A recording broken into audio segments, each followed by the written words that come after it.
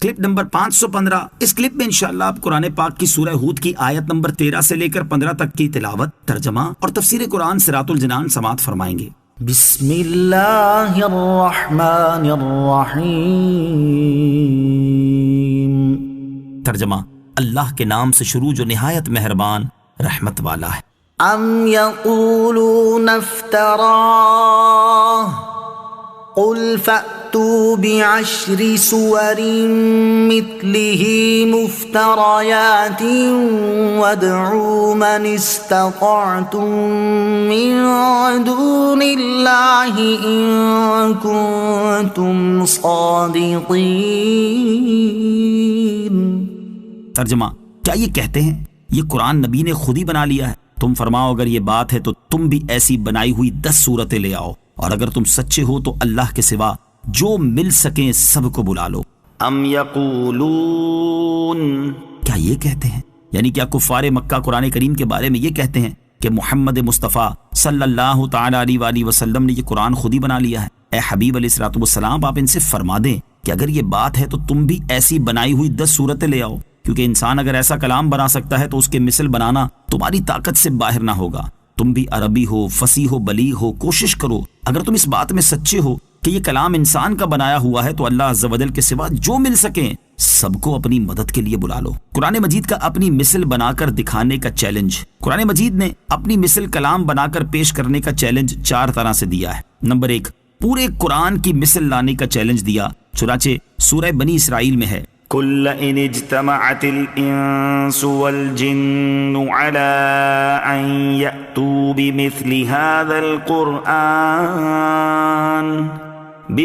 هذا القرآن لا يأتون بمثله ولو كان بعضهم لبعض ظهيرا۔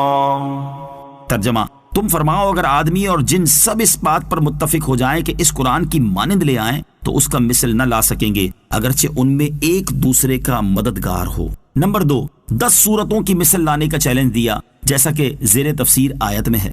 نمبر 3، ایک سورت کی مثل لانے کا چیلنج دیا، چنانچہ سورہ بقرہ میں ہے، وَإِن كُنتُمْ فِي رَيْبٍ مِّمَّا نَزَّلْنَا عَلَىٰ عَبْدِنَا فَأْتُوا بِسُورَةٍ مِّن مِّثْلِهِ وَادْعُوا شُهَدَاءَكُم مِّن دُونِ اللَّهِ إِن كُنتُمْ صَادِقِينَ۔ ترجمہ، اور اگر تمہیں اس کتاب کے بارے میں کوئی شک ہو جو ہم نے اپنے خاص بندے پر نازل کی ہے تو تم اس جیسی ایک صورت بنا لاؤ اور اللہ کے علاوہ اپنے سب مددگاروں کو بلا لو اگر تم سچے ہو۔ اور سورہ یونس میں ہے، ام یقولون افتراہ قل فأتوا بسورة مثله وادعوا من استطعتم من دون اللہ ان کنتم صادقین۔ ترجمہ، کیا وہ یہ کہتے ہیں کہ اس نبی علیہ الصلوۃ والسلام نے اسے خود ہی بنا لیا ہے؟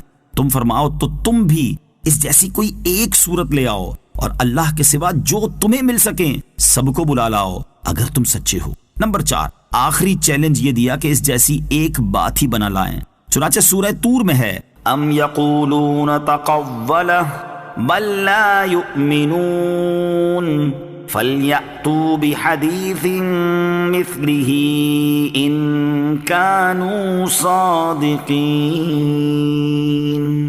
ترجمہ، بلکہ وہ کہتے ہیں کہ اس نبی نے یہ قرآن خود ہی بنا لیا ہے، بلکہ وہ ایمان نہیں لاتے، اگر یہ سچے ہیں تو اس جیسی ایک بات تو لے آئیں۔ فَإِن لَّمْ يَسْتَجِيبُوا لَكُمْ فَاعْلَمُوا أَنَّمَا أُنزِلَ بِعِلْمِ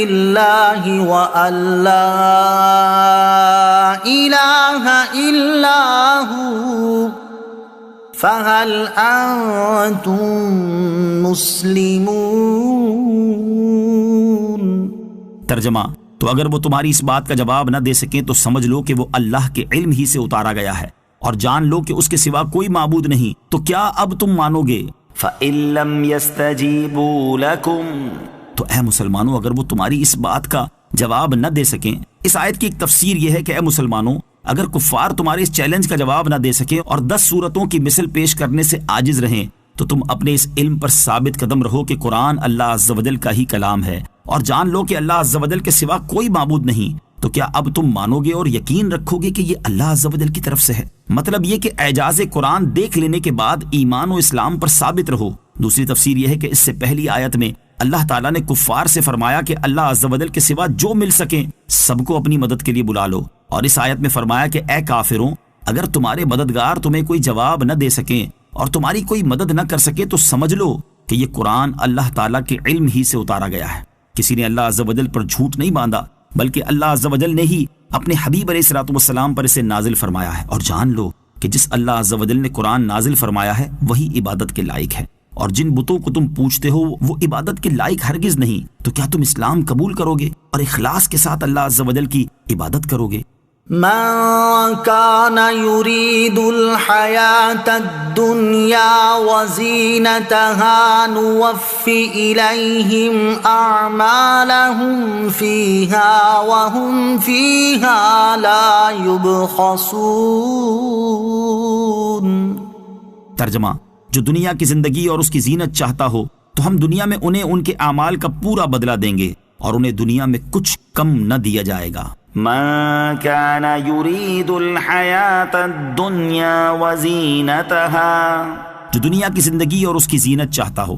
اس آیت کا خلاصہ یہ ہے کہ جو اپنے نیک اعمال سے دنیا کی زندگی اور اس کی زینت چاہتا ہو اور اپنی کم ہمتی سے آخرت پر نظر نہ رکھتا ہو تو ہم انہیں ان کے اعمال کا پورا بدلہ دیں گے، اور جو اعمال انہوں نے طلب دنیا کے لیے کیے ہیں ان کا اجر صحت و دولت، وسعت رزق اور کثرت اولاد وغیرہ سے دنیا ہی میں پورا کر دیں گے، اور طلب دنیا کے لیے کیے ہوئے اعمال کے اجر میں کمی نہ کریں گے بلکہ ان اعمال کا پورا اور کامل اجر دیں گے۔